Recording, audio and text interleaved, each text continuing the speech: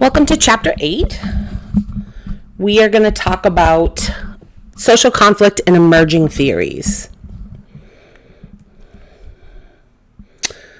Okay, well, we're still having that same problem that we appear to have had before. So, we're going to go back to this terrible mode of viewing this lecture with my apologies.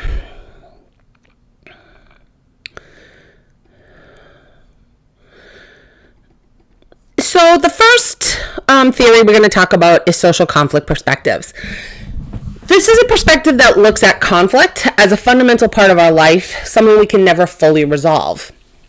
And it's really looking at how formal social control coerces people and gets them to obey the rules.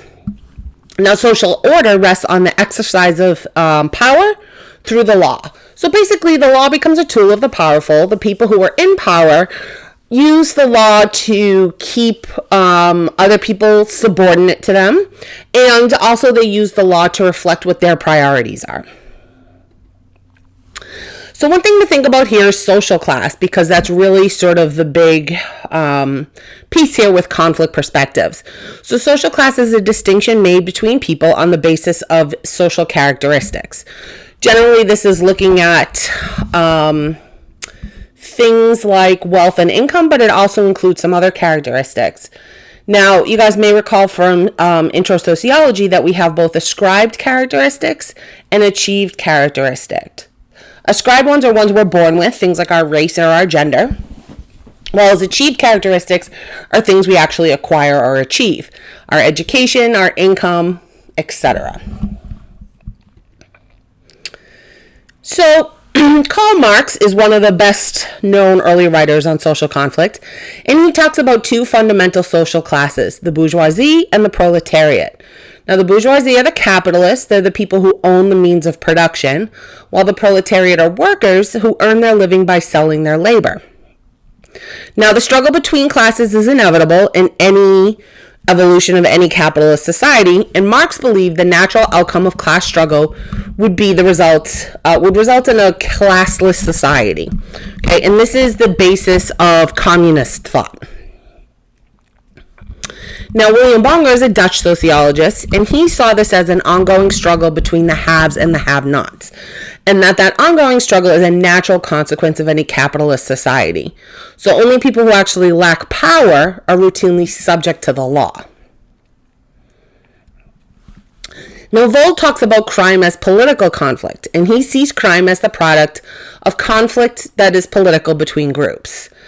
He sees conflict as a universal form of interaction, and that groups are naturally in conflict because their interests and purposes tend to be competitive. Now, social cohesion is the conflict between groups, intensifies members' loyalty within the group that they belong to. So you belong to Group A, I belong to Group B. That conflict between Group A and Group B helps bind our loyalty to our own respective groups. And his writings lead to the development of conflict theory. Now, he says that lawmaking, law breaking, and law enforcement is a reflection of the conflicts between these different groups with different interests. Powerful groups make laws that express and protect their own interests. Criminals are fighting for the survival of the groups whose values they represent. So crime is basically a manifestation of needs and values that have been denied. Now, Ralph Dahrendorf says conflict is ubiquitous. It's a fundamental part of any society, and that actually the absence of conflict is abnormal. So it's power and authority that are most at issue, and that's the two big things that we're really in conflict with. Now, conflict can bring about both destructive and constructive change. Destructive change brings about a lessening of social order, while constructive change increases cohesiveness. Now, Austin Turk says the law is a powerful tool in the service of prominent social groups seeking continued control over others, and crime is a natural consequence of this intergroup struggle.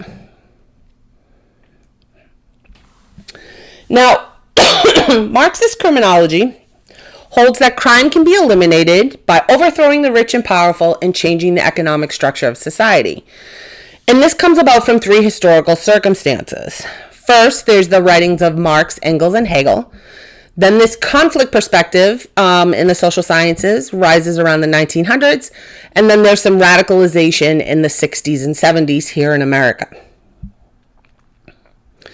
Now, radical critical criminology is an outgrowth of Marxist criminology, and it says that the causes of crime are found in social conditions that empower the wealthy and politically well-connected while disenfranchising the less fortunate. Now, some writers distinguish between critical criminology and radical criminology. Critical criminology provides a focused critique of social and economic arrangements as related to crime, whereas radical criminology calls for an overthrow of the existing social order in order to eliminate crime. Now, Chambliss and Seidman have four key propositions here. First of all is that life conditions affect our values and norms. The second is that complex societies are composed of disparate and conflicting sets of norms. So we don't all have the same sets of norms.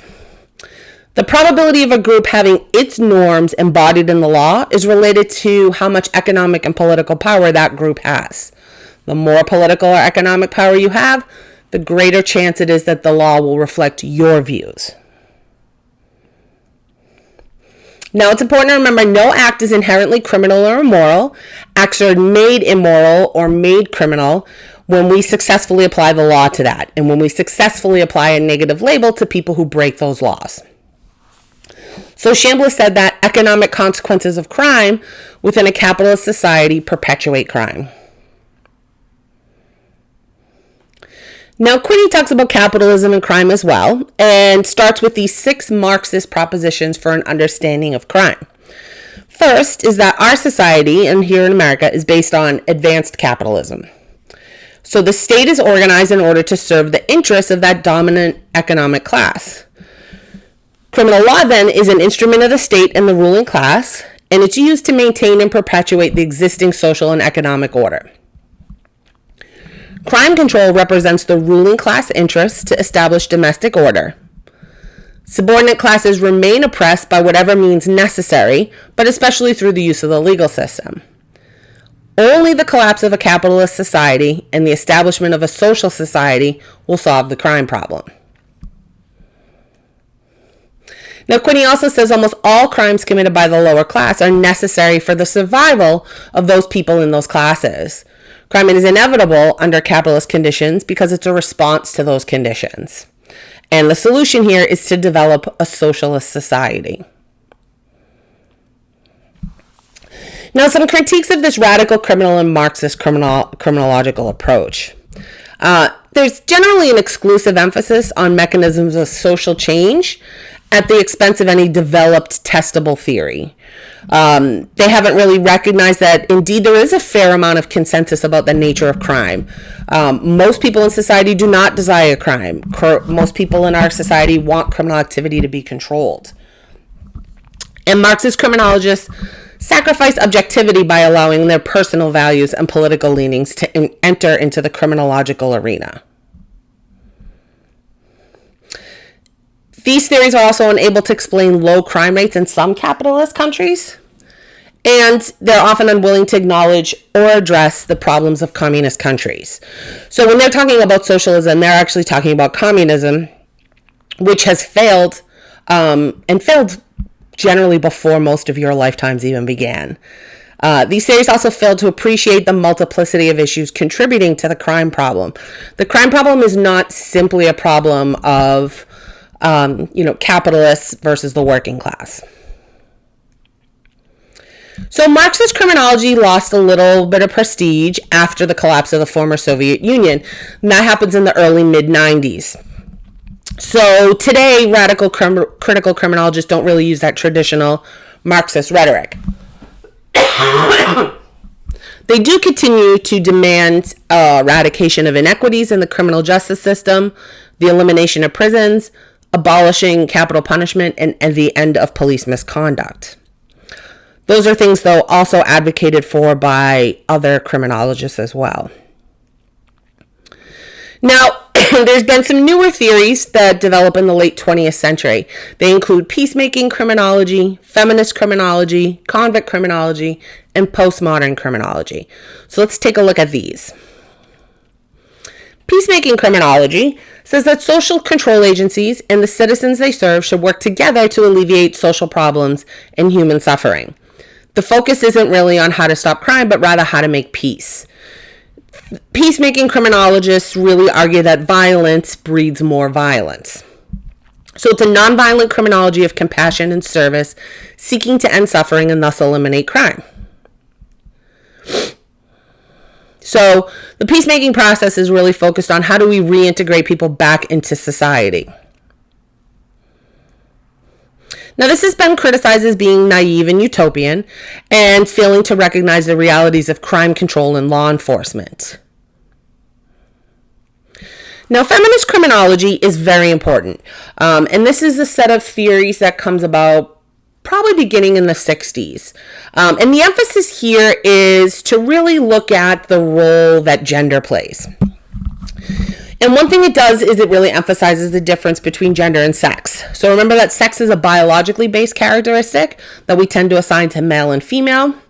And gender is a social construct, okay? It's sociocultural, it's psychological. It's basically how we define feminine, masculine, or gender nonconforming. So feminism is a way of seeing the world, and it includes theories about women's oppression and strategies for change. Now, a lot of people think of feminism as kind of this dirty word, and there are a lot of women who don't want to be associated with feminism either, because feminism has sort of gotten this bad rap that it means that you hate men. Feminism simply means you want to see equal opportunities for women as you see for men, or for non-gender conforming folks as well. So it's a set of theories about women's oppression and a set of strategies for change. And Meta Chesney Lind is one of, the big writers in this field. So feminist thought looks at gender in terms of power relationships and really focuses on patriarchy, which is the tradition of male dominance. And so this is basically really excluded women from many arenas of life and much social decision making. Women were generally not sociologists or criminologists. They weren't writing about theory for many years. They're generally not the subjects of testing any of these theories or the development of any of these theories. Now, we see patriarchy throughout our society, but also throughout criminology. The idea that crime is seen as an act of aggression, and that we see men as biologically aggressive. And it has also led to the socialization of women as more passive. As I mentioned, they've been excluded from the study of crime and victimization. So traditionally, criminology has been male-centered, and we assume that a woman is like a man. And as a result, women have largely been ignored by criminologists. However, women offend at a much lower rate. So perhaps we really need to actually stop and think about what might be some explanations for that. Now, there's different types of feminism. There's radical feminism, liberal feminism, socialist feminism, and Marxist feminism. And as you can see here, and you can see throughout your book, we have some definitions of each of those. And they're each just taking a little bit of a different kind of focus. But feminist criminologists suggest that feminist thought is important for the way it informs and challenges existing criminology than it is for new theories. And a lot of times people say, we don't need a feminist theory of crime. But a thing to really think about is, do we need women's voices when we're talking about why people offend or how best to deal with offending behavior? And of course we do. Women offend at a much lower rate, and they tend to be involved in specific types of criminal offending that's a little bit different from men. So of course we need to be able to figure out why that is. So this emphasizes a need for more research on gender-related issues, and that women should have a voice in interpreting the behavior of other women. So the key issue here is the theories that have been developed with men in mind really apply to women, and they probably don't. So power control theory by John Hagan says that society's power relations are brought home to domestic settings. Basically, the way people operate in the work field can structure how they operate in their families. And we often see this with a paternalistic model that we see in many middle and upper class families, where girls are controlled tightly by both parents. Their behavior is tightly controlled and tightly monitored, whereas boys are relatively free. We see less of this in lower and lower middle class families, And as a result, we see more female delinquency and less gender socialization. So a way to think about how boys and girls are controlled differently is to think about, ladies, if you had brothers, and gentlemen, if you had sisters, to think about how your parents, or the rules they might have had for you versus the rules they had for your sister or your brother, and how those may be very different. So feminist thinkers are calling for increasing controls over male violence towards women, for alternatives for abused women, and protection of children. Most of them agree that the structure of the justice system is gender biased due to male domination, and that must change. So most of them are advocating a balanced approach, with individuals of both genders having much to contribute to a workable justice system. Now, this has been called mostly a theory in formation, and the greatest contributions are probably yet to come. We still don't have an explanation for that gender gap. It was predicted that as women gained more freedom and women were in the workforce more, that we would see women's crime increase, but that never happened. Now, convict criminology is less a theory and more a series of writings by convicted felons and former inmates who have acquired academic credentials or who work with other academics. So it's largely issues-based and personal. And the primary method they're using is ethnography. And that's a branch of anthropology that really looks at lived-upon experiences and oral communications of people's stories. So it's really a lot more qualitative in nature. It often involves collaboration between criminologists and ex-convicts. And generally, it's got recommendations for improving the justice system that are based on those experiences of those convict criminologists, as opposed to social scientific research. And most of their recommendations focus on corrections, things like prisons hold too many people and do not reduce crime. The expansion of the prison system has disproportionately impacted the nation's poor. We need to reduce the number of prisoners. The system can benefit from smaller prisons instead of larger ones, and that treatment should take precedence over security. Now, one thing to think about is most of the authors working in this field are white males, and not all are ex-convicts. It's faulted generally for having a very partisan and activism approach, and not everyone agrees that it offers an edge over traditional criminology.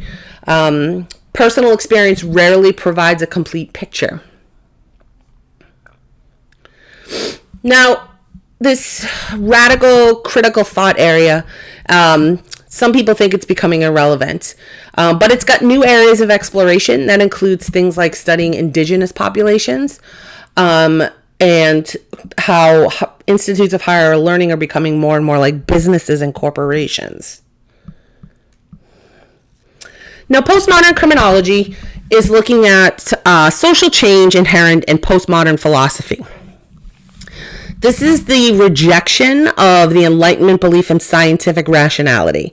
Basically, these are folks that are skeptical of social science being, or scientific method being, a way that we're going to understand crime, offending, and the law. So it basically challenges traditional views of reality. Now, all postmodern criminologies are built on the belief that past approaches have failed. So it's very deconstructionist. It's challenging existing theories to debunk them and attempt to replace them with approaches more relevant in the postmodern era. Now, Constitutive Criminology by Henry and Milovanovic say that crime and crime control are constructions produced through a social process. So basically, we're shaping our world while also being shaped by our world. And they really emphasize the application of semiotics to the study of law.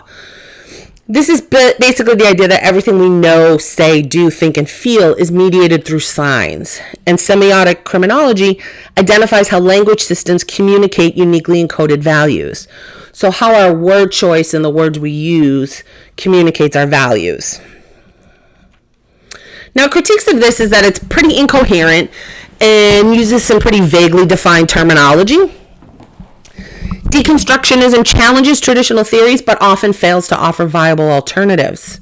So it's more a collection of ideas about social reality. Now, cultural criminology says that crime, criminality, and crime control are cultural products. Powerful people and social groups control the definitions of important concepts, use social and mass media to communicate ideas which will give rise to cultural prominence. So some key things and concepts to think about in cultural criminology. One is a liquid ethnography. This is a personal history that is adrift within a shifting cultural context, experienced by the homeless and other marginalized groups. Now, one thing I also wanted to point out to you guys is that when we're unsure of a word, we can kind of look up the pronunciation. So I think, because I'm viewing, here we go. I hyperlinked this to a website. I want to open the hyperlink, silly. Hyperlink, open hyperlink. If we're unsure how to pronounce something, we can check it out. So this is a German word.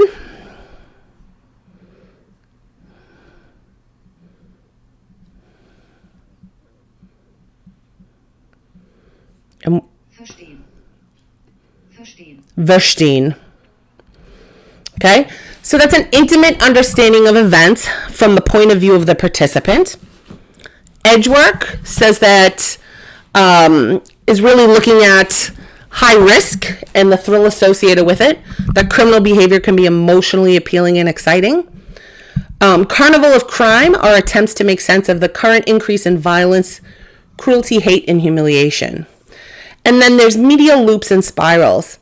These are cultural looping, circles back and amplifies and distorts crime and criminal events. So spiraling reflects a widening significance of events as more people replay that event. So generally, think about, the more somebody replays and talks about an event, and there's more media talking about it, more talking heads, and more analysts talking about it, and how that might shape how we see particular behavior. Man, now I can't get off this screen. So this shares an underlying perspective with postmodern criminology. They're looking at linguistic constructions. Basically, we put meaning upon something by how we talk about it, how the media covers it, and the cultural context in which it occurs. So there's 3 different levels of policy implications from conflict theory. One is to redistribute wealth, to eliminate poverty and social inequalities. Now, what Marxists originally wanted to do was to overthrow capitalist means of production, but that never happened. There was never a workers' revolution because countries started passing laws that provided a lot of protections for workers. Things that you guys probably don't even think that much about, but that there's workers' compensation available if you get injured at work. Time and a half, overtime, holiday pay, things like that. The second is to promote a gradual transition to a more equitable form of government and to apply conflict resolution principles. So some of these things might include equal justice in the bail system, getting rid of mandatory minimums, prosecuting corporate crimes, raising the minimum wage, and some of these other ideas that we see here. Now, participatory and restorative justice are models based on cooperative rather than retributive justice. So participatory justice is a relatively informal type of criminal justice case processing that uses local resources. So for instance, alternative dispute resolutions. This could be a mediation program, okay? You're having a disagreement with somebody. This is most likely to happen over maybe a contract. You guys both agree to go to binding arbitration. That's going to have some administrative hearings, and people are going to attempt to resolve your dispute without assigning any blame. Now, restorative justice is a little bit more for the criminal justice system and is a much newer idea. And this stresses remedies and restoration rather than punishment. The idea here is how can we make the victim whole again, and how can we welcome that offender back into society? So restorative justice says crime causes injuries to victims, the community, and the offender, and that the system should help repair those injuries. So victims, offenders, and their communities have to be involved together in order to heal that harm. So they generally have clear outcomes directed at the primary stakeholders, the offenders, the victims, and the community. It also gives victims a bigger say in what the outcome is going to be. In here we have kind of a table comparing the differences, right? So retributive justice, crime is an act against the state. In restorative justice, it's an act against a person or the community. In retributive system, the criminal justice system controls crime. In a restorative system, control lies primarily with the community. Retributive, the offender takes punishment. Restorative, the offender is accountable and they take action to repair that harm. Under the retributive system, crime is an individual act with individual responsibility, whereas in a restorative system, crime has both individual and social dimensions of responsibility. In the retributive system, victims are very peripheral to the process, but they're central in the restorative system. Pain is imposed to punish, deter, and prevent, whereas restitution is a means of restoring both parties. The response in the retributive system is focused on the offender's past behavior, whereas in the restorative system, we want to think about what was harmful about the consequences of their behavior, and then how do we repair that. So the balanced and restorative justice model is a model in which the community, victim, and offender all receive balanced attention, and all should gain tangible benefits from this process. So its key things are: how do we hold people accountable? How do we protect the community? And how do we make sure people are competent? This is generally done through restorative justice conferencing. The victim, the offender, and affected community members meet face to face, and there's an impartial facilitator that helps them talk about the impact of the offense. It gives a victim a stronger voice and a greater say in what happens. And it also helps the offender understand how being a victim of a crime isn't always just about that one thing you lost. I remember reading a story about a woman whose Jeep was stolen. And while she was certainly upset that her Jeep was stolen, in the back of the Jeep were the only remaining actual photos of her grandfather who had passed away. Now, generally in the traditional system here, we'd be worried that the guy stole the car, and we would want to make sure that this woman is being reimbursed for the dollar value of her vehicle. But it might be really important to her that the offender understands the other greater harm that came from that she lost these irreplaceable photos. Now, participation is voluntary for victims and offenders. We certainly would never force a victim to have to sit down with an offender. And that wraps up this chapter.